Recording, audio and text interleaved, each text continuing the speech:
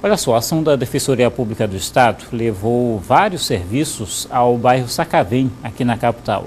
A maior procura, inclusive, foi para resolver casos envolvendo reconhecimento de paternidade. Vamos saber como é que foi então? Acompanhe junto comigo a partir de agora. Veja só.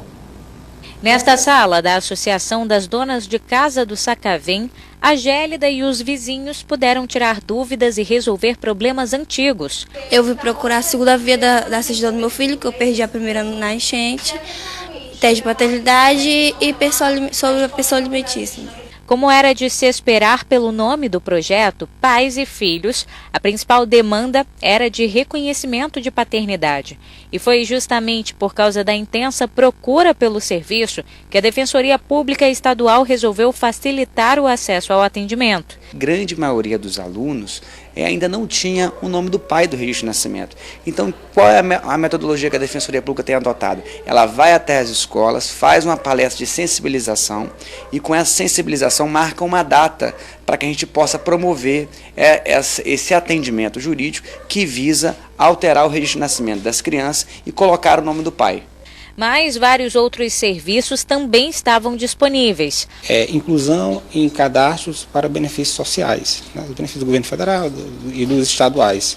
Alteração e retificação de nome na área de registro público, que chama, no cartório, às vezes a pessoa tem algum nome errado, quer acrescentar alguma outra coisa, uma letra, essas questões todas, a gente faz por aqui. Os assistidos já saíam com direito à gratuidade no cartório.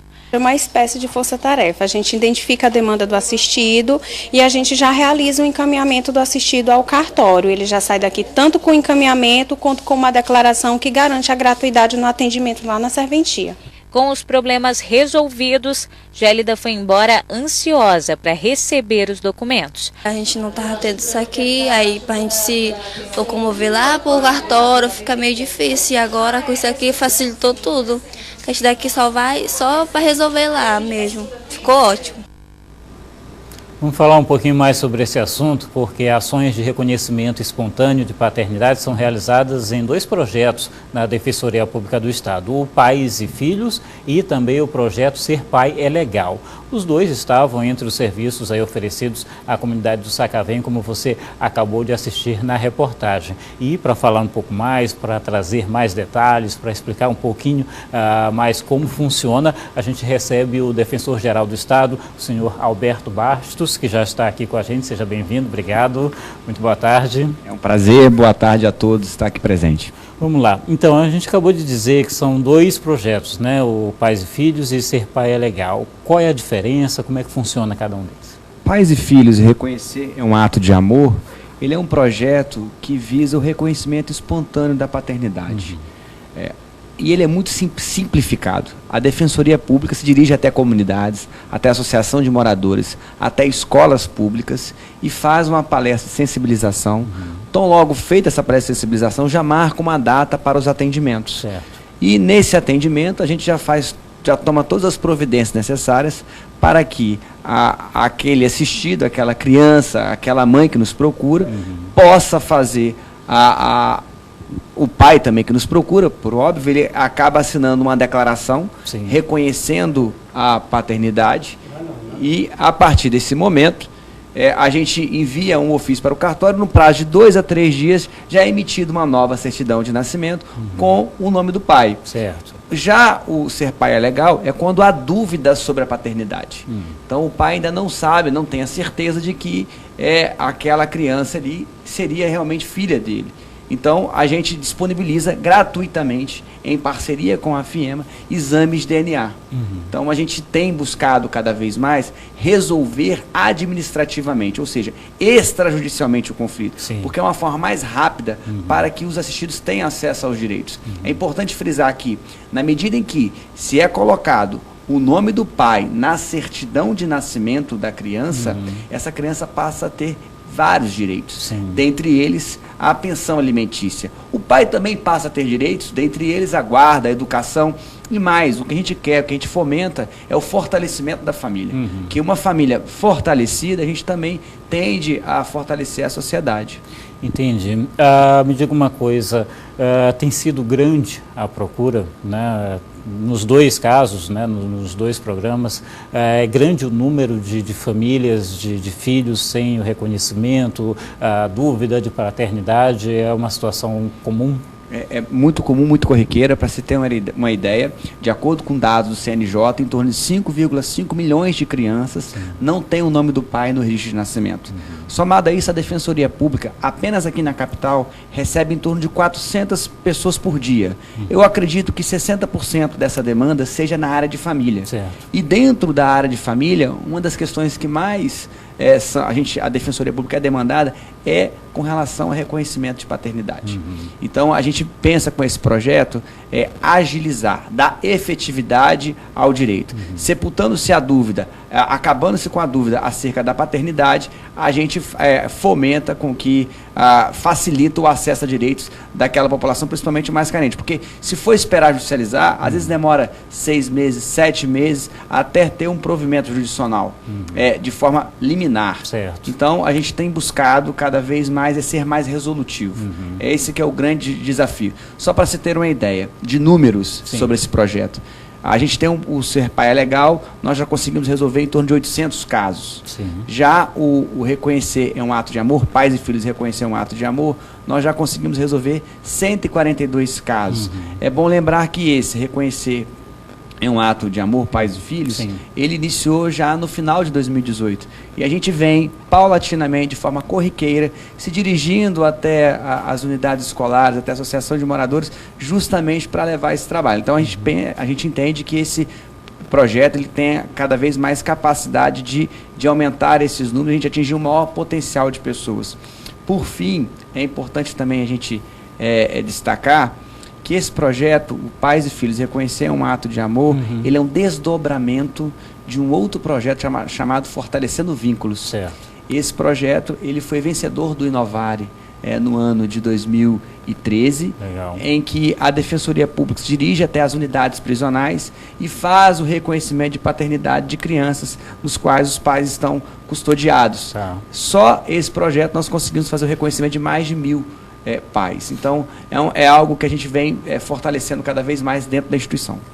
O senhor falou aí que esse tipo de atitude, esse tipo de resultado, né, dos projetos possibilita direitos para ambos os lados, né? O senhor citou aí, inclusive, a questão da pensão alimentícia, né? Essa é uma questão que é importante e afeta muitas famílias, né?